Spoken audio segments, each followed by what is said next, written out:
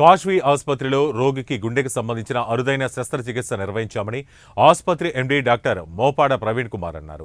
స్థానిక ice factory junction వద్ద కాష్వి ఆసుపత్రిలో ఏర్పాటు చేసిన విలేకరుల సమావేశంలో ఆయన మాట్లాడుతూ జిల్లాలో ఒక 74 సంవత్సరాల వృద్ధుడి గుండె సంబంధిత సమస్యలతో బాధపడుతూ తమ ఆసుపత్రిలో చేరారన్నారు. ఆయనకు పరీక్షలు నిర్వహించగా ఆస్టియో వాల్వ్ స్టెనోసిస్తో బాధపడుతున్నారన్నారు.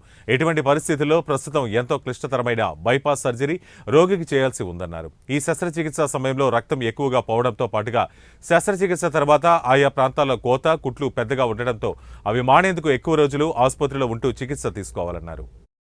మొట్టమొదటిసారిగా జరగడం ఇది చాలా అరుదైన శస్త్రచికిత్స.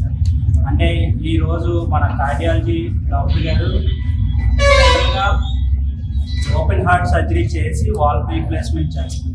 అలాంటిది ఆ ఓపెన్ హార్ట్ సర్జరీ లేకుండానే చిన్న వైర్ ద్వారా ఆ పూర్తి సర్జరీని మొత్తం ఎటువంటి కటింగ్ అది ఏమీ లేకుండా పూర్తిగా చిన్న వైర్ సహాయంతో ఆ ఆపరేషన్ని చేయడం జరిగింది. ఇది మన విజయనగరం చరిత్రలోనే మొట్టమొదటిసారిగా చేయడం జరిగింది.